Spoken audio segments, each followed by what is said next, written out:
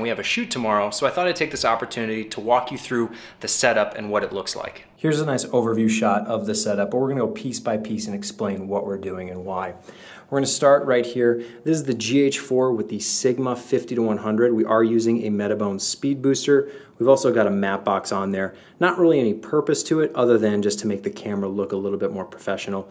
We've also got a rail kit to kind of have all that in place, a little bit of lens support there for the Sigma, just so it's not too front heavy for the GH4 with the Metabones. We've got that signal running to a Video Assist 4K. We're doing that so we can shoot Vlog L with the GH4, get maximum dynamic range, and have something that looks a little bit better than the internal codec on the GH4. It's not a GH5, unfortunately, but even if it were, it probably would still do the Video Assist just because it makes the whole setup look a little bit nicer and it's easier to monitor. We've also got a Tascam DR60. This is where we're feeding audio. This is kind of our main camera. So this is our camera A. It's a little bit more front on, less profile, more of like a portrait look, straight on. I like to have this A camera, the one that's closest to the interviewer, be that kind of that close up, more straight on. I think it's just more flattering and looks nicer for most people. And then the DR60, we're running that audio signal. We've got XLR coming in, and then that signal is coming out to the GH4, and then that signal is coming from HDMI into the Video Assist. So even right here with picture, we do have audio sync. So this has got a backup kind of the audio track and audio channel, and we've got the master track right here. So we're recording redundantly just in case something were to go wrong. We would have a backup audio track. Our camera B is the Ursa Mini 4.6K. This isn't the Ursa Mini Pro, it's the regular 4.6K. So first and foremost, we want to use an IR cut filter. That's what we've got on the front here. The Ursa Mini is very sensitive to infrared light, so you want to get an IR cut filter pretty much all the time whenever you're shooting with the Ursa Mini 4.6K. But we're using this as the B camera because it's got a little bit more dynamic range and we're seeing a little bit more of that window back there. That is pretty bright, and depending on what the sun's doing tomorrow, that may affect what the shot looks like. So we want maximum dynamic range and kind of this wider shot. And we've got a little bit more resolution here, but this video is probably going to be finalized to 1080 anyway. So with a little bit more resolution in the wide shot, we can do a little bit more punching in if we ever want to or need to.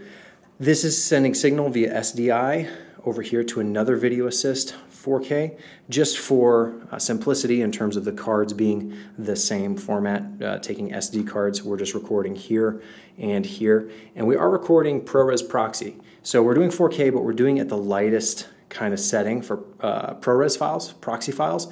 That way we can record long take interviews. It still looks good, you still got the resolution. It is a little bit more compressed, so there is some trade-off there, but for long interview takes, when you're recording an hour-long interview with two cameras and you're doing that multiple times throughout the day, it just eats up so much file space. If you're doing ProRes Lite even, or ProRes 422 or ProRes HQ, it just takes up a lot of space. So for these interviews, we typically do ProRes proxy because recording 4K and then scaling down to 1080, you really don't notice any difference or significant loss in terms of quality. Now, what are we doing for the lights? Well, this is very similar to a lot of the lighting setups that I've shown before in previous behind the scenes videos, but essentially we've got these two kind of soft, 4-bank lights. And these are actually LEDs. Previously, I think I've shown some fluorescents. The fluorescents are great. They're a little bit cheaper, so if you're looking for a cost-effective solution, I still do recommend those kind of knockoff Kino Flows. They're about like $100 a light, super cheap. They are a little bit flimsy. These LEDs are a little bit more durable, a little bit more robust, so for us traveling around, it just kind of makes sense to have something that can withstand the stress and pressure that we put on them. So these are just LED tubes. These actually, I bought them off Amazon, but I can't find them listed anywhere anymore. I'll try and put a link in the description to these so you can check them out. But I think each one of these was like $300, which was very, very reasonable, I thought, in terms of what we're able to do. We do have variable color temperature control and power control, so we can dim them if we want, and then we can cycle through different white balance settings. So we can do 3200, 42, and 56. And we're shooting daylight in here just because we have the windows. Most of the time, I like to shoot daylight, but every once in a while we'll use that feature just to kind of cycle through them and change up that white balance on the light itself. We've also got some of that minus green gel that I like to use On the front of the light, that's just to knock out any kind of green cast that might be present in the LED or the fluorescent, depending on what light you're using. This is a pretty weak minus green, so we're not doing a lot of magenta filtration in terms of adding magenta to the light, but we definitely want to take some green out just in case it's there, because most times skin tone looks a little bit better, maybe slightly more magenta than green. You don't want people to look too sick.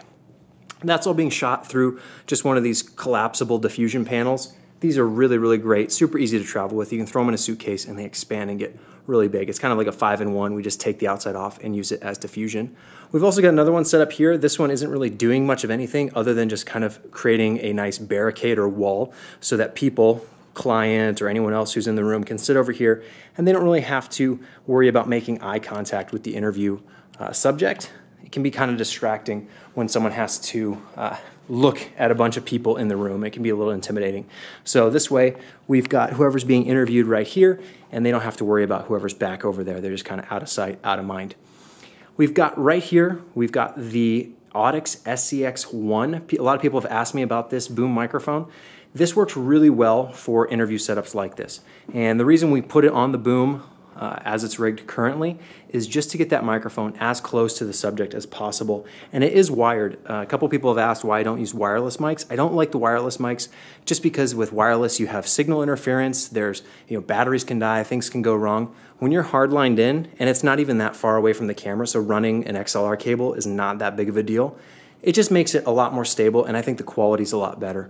So I'd much rather use this is actually a hypercardioid mic, I believe, and having it this close to the subject, hardlined in, makes it sound its absolute best rather than wireless, which can be a little finicky. And again, this is running all the way over there with XLR to the Tascam DR60, and then that's being passed to the camera. So we're recording this audio feed in two separate places just in case. We always want to back up. That's why we use two cameras, for the convenience of editing between a wide and a close-up. But we also want the redundancy and being sure that we're bulletproof in terms of being safe and having all the footage. Over here, this is the Yongnuo Airlight, and this one is a bicolor LED panel, so you can dial in daylight or tungsten depending on what you want. Right now we've kind of got a mixture of both just because this room has kind of got warmer tones to it anyway, so having an edge light or a hair light that's a little bit warmer is okay, but I wouldn't want to go full tungsten. You don't want it like too gold or too obvious. You don't want to draw too much attention to itself, but having it a little bit warmer can be a nice look.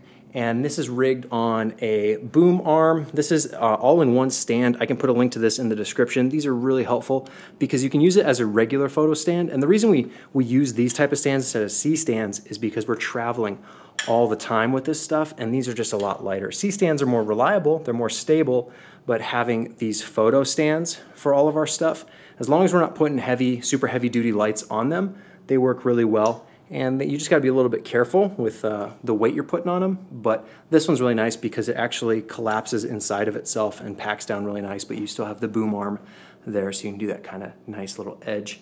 And this has the same thing as the other LED lights, where you can dial in the power or intensity of each set of LEDs, so you can kind of add more tungsten or add more daylight or take it out depending on what you need. And it is battery powered as well if you want, but we just hardline it for, again, that stability and reliability of just always having power and not worrying about a battery dying. And finally, over here, we've got another LED. This is just a pure daylight, like super power LED. I like this one just to kind of fill in a space, to kind of give it that ambient light level, to bring the ambient light up so we're not, don't have a bunch of harsh shadows over here where it looks really dark and where the subject over here looks really lit. You kind of want to even it out, balance it all out. So we've got that just bounced off the ceiling just to kind of bring the ambient light level up. Here's what the shot looks and sounds like. Now there may be some last minute tweaks we make tomorrow depending on what the sun is doing or what the subject looks like in the chair. But for a shoot like this, you're kind of at the mercy of the environment or the location. But it's still our job to make it look and sound as good as possible.